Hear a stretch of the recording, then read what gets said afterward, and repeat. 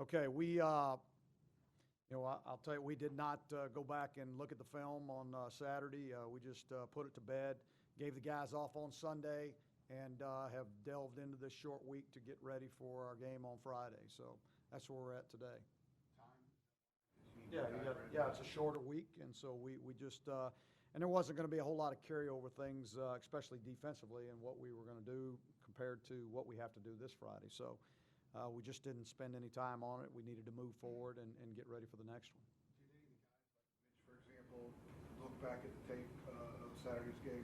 Oh, I'm sure the players. I'm sure they always go back and look at the tape. So yeah, I'm sure all of them looked at it, and that doesn't mean that that I didn't look at it or that our coaches didn't look at it. I mean, we just didn't worry about grading it and talking it through or anything. You know, we needed to move on and get ready for the next one.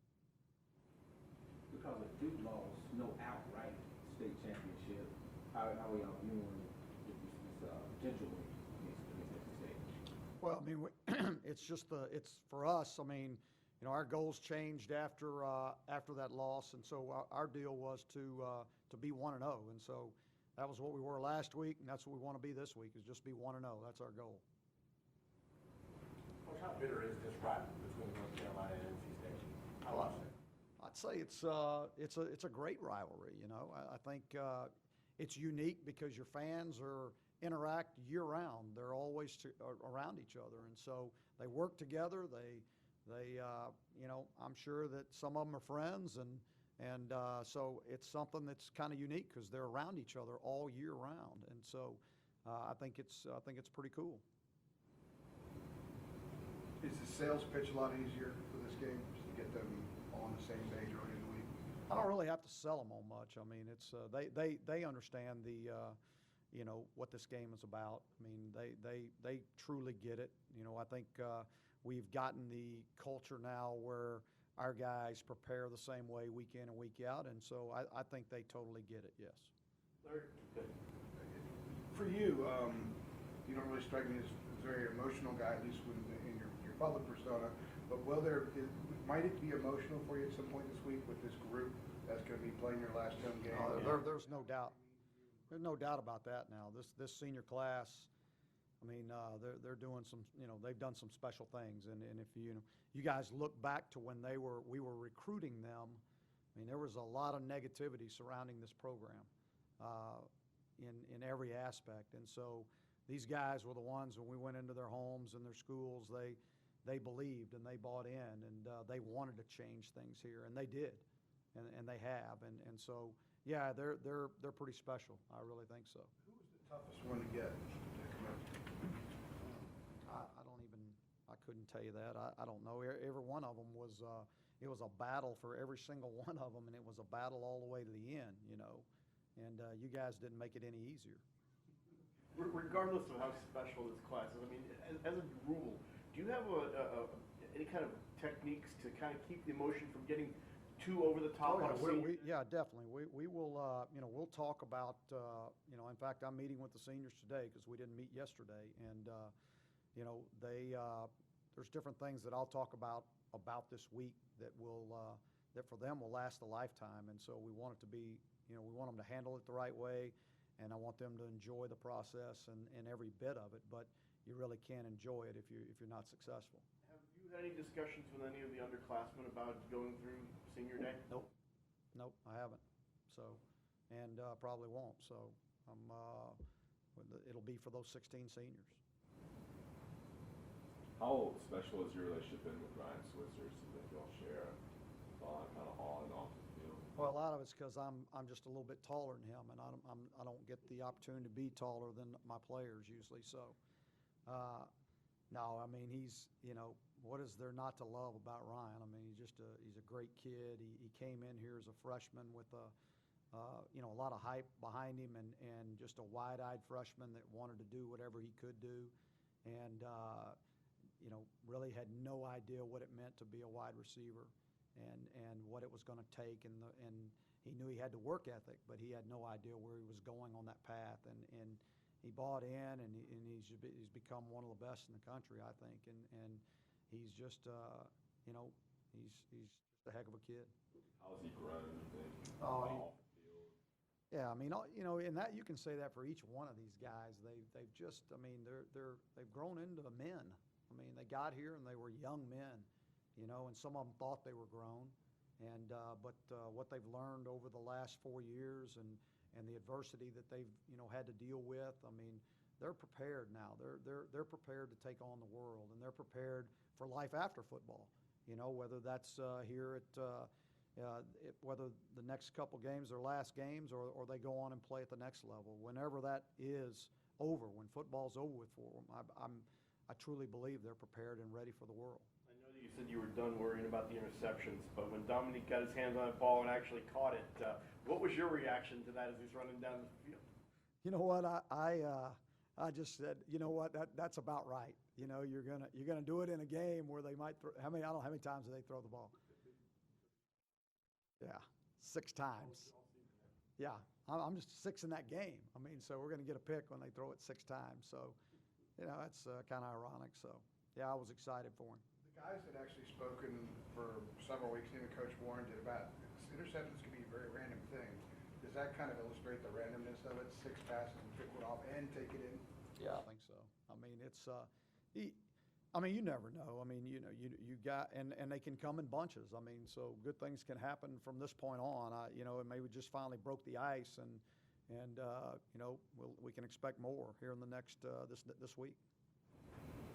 Coach, as far as the X's and O's, NC State may not have the record that they were expecting to have coming into the season, but they're still a pretty talented team, right? Oh yeah, they're a very talented team. I mean, you know, just start with their defense and what they're doing over there. I mean, their defensive front is exceptional. They've got linebackers that can run. They can cover you on the back end. They're really good. I mean, they are really good defensively. And then on the offense, you know, they brought in a new offensive coordinator, changed their offense, brought in a new quarterback. And I don't think that anybody expected it to happen in 1 year. I mean, it just normally doesn't happen that way, you know. And so, but you look at where they are now compared to where they were, and they've gotten much better, you know. So their special teams are always solid. They always give you problems. And Dave's going to have them ready to play. I mean, they're going to be ready to play. You guys know how it is in a rival. You can throw the records out. I mean, none of that matters. It's going to be who is, you know, they're going to be physically prepared. It's going to be who's mentally prepared to go out there and play a hard-fought physical game and come out on top. You played some teams like Miami Dade throw a lot of different looks and stuff at you. With NC State, did they have a lot of variations to what they did? They do, and they do a great job with their blitz packages, and you know, I just think they do a really nice job. And then you offensively, you know, they've got all kind of atypical things with you know, unbalances and wildcats and all the different things that they add to the offense to make it difficult for you. Are there any seniors that stand out in particular, having a huge role in changing the culture here since you got here? Well, I mean, you can just go right down the list from Mac Hollins to Caleb Peterson to Des Lawrence to, I mean, T.J. Logan. I mean, just roll down that list. I mean, because every one of them did. Every one of them played a major impact in changing the culture, you know, and because they believed from the beginning, you know, and they were able to see different styles of leadership as they grew within the system and developed their own style that's made them where they are today. And so I think they're a pretty special group. I really do. You get the sense that they'll be, whether they're in the NFL or professional lives, continue to be invested in North Carolina's program? Oh, I think so. I think they're going to be great ambassadors for our program. I really do, and they already are. You know, I mean, just in the way they handle themselves in a daily matter. I mean, just off the field. I mean, they're great kids. They're great kids, or great men, I should say now. I can't call them kids anymore, but. You know, I'm very proud of those guys. I'm proud of those 16, and you know, I can think 3 of the 16. I mean, their careers ended a whole lot earlier than they wanted them to, and was very unfortunate. But they've still been very involved. I mean, you know, Ferranto. I mean, he'll hold a sign with the best of them now. I mean, he gives it everything he's got. You know, and you got you know, Mac and Caleb that are still doing everything they can to lead. They're at practice every day. They're in all the meetings. I mean, they're doing everything they can because they want to be a part of it. Speaking of culture, how far along is the culture that you envision you could create and you can instill here from when you took over?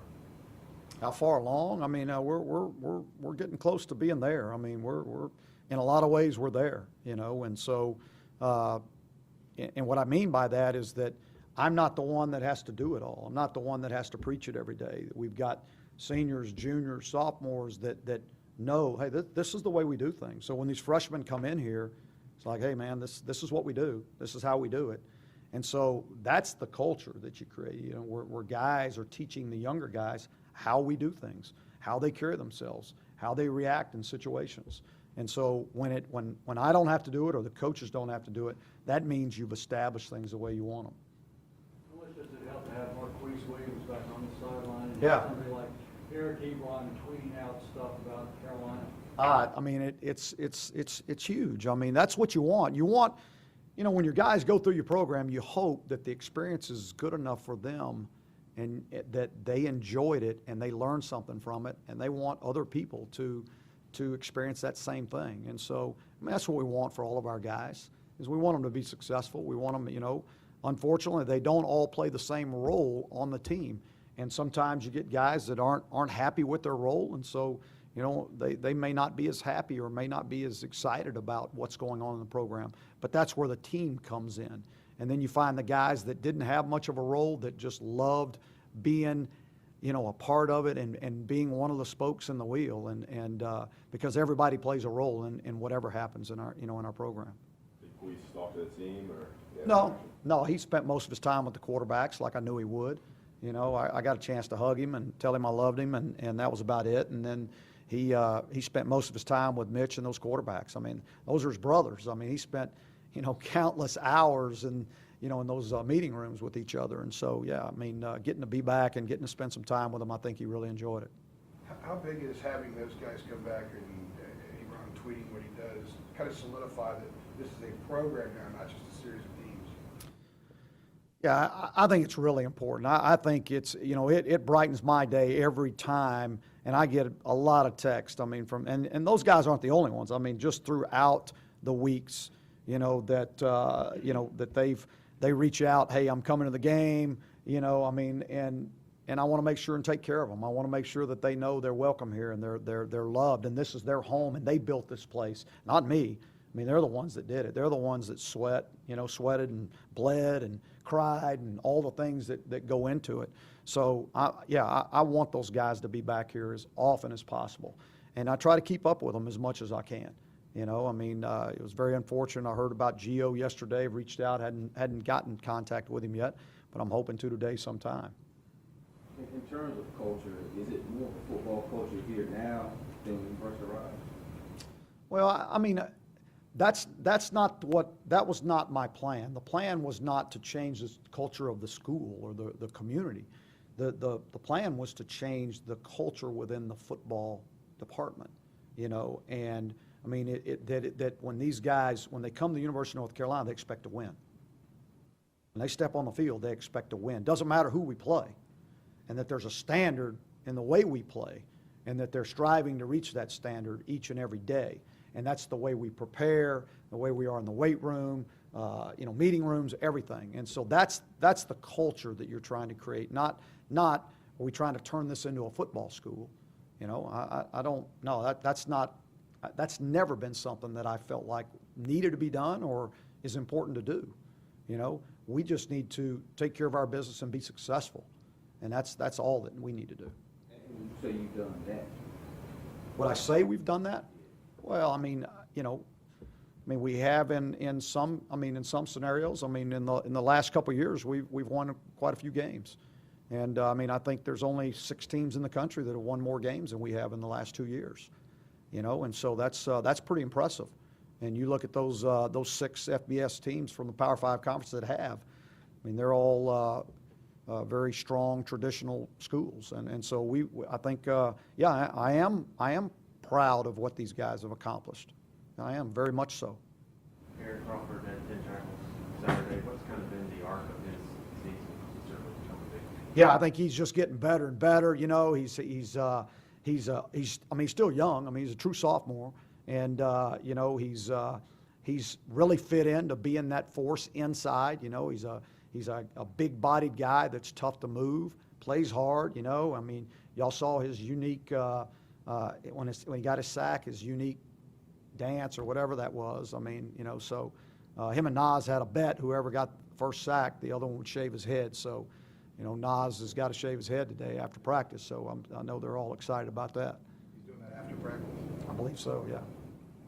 As Lawrence has been a player, has been a leader for the last 2 years or so, and he's really good with the media and whatnot. How important has he been as a leader, part of this team, and as a player for y'all? Very much. I mean, he's been a guy that, you know, we had struggles in his 4 years, if you think about where we were defensively and where we are now. I mean, there was a guy that was solid all the time, doing exactly what was expected and leading and trying to be positive all the time, even when things were really bad, you know. And you've just seen him grow and become a better corner every single year. Just kept his nose to the grindstone, stayed on guys, kept preaching, kept believing, and just made it happen. As experienced as the offensive line was coming into the season, and one mainstay physically and the performance Lucas. of Lucas. Yeah. And what has he meant to the program, and especially the way he's been able to kind of keep things? He's like a rock, you know. First of all, he talks about as much as a rock, all right? He doesn't say anything, but he is just like solid as you can possibly be. I mean, it's not what kind of game did Lucas have? It's going to be the same every week. I mean, that's the thing. That consistency in the way he plays at a high level every single week, I mean, that doesn't happen very often. And then to do it inside in there where nobody's looking, nobody sees. The only time you get your name called is if you do something wrong, you know. And so, I mean, he's just been that guy that's just been consistent as he can possibly be, week in and week out, from, you know, the time he wakes up in the morning until the time he goes to bed. Your kicking game overall is solid as it's been in your 5 years here, top to bottom. Yeah, still looking for that big punt return this year, you know, but when you look at it from top to bottom, I think it's in all phases of our kicking. I mean, we do some good things. We do some really good things. National leaders in net punting and Kickoff returns. Yeah, we've really done some really good things. I think we're number one in the country in punt defense right now. I think we've given up, how many yards? 1, 2, 3? Yeah, so that's pretty good, you know, and I mean, some of that has to do with, well, not some of it, a lot of it has to do with Tom Sheldon and what he's able to do and the hang time that he's able to put up there. You know, just a hair from Rat getting that other one in, you know, on the corner of the end zone the other day. And so he's become a weapon for us. I mean, it really has. And you know, the only thing we got to get done is we got to get a ball out. We hadn't gotten a ball out on punt return, or on punt. So we got to make that happen. Bills? All right, thank y'all.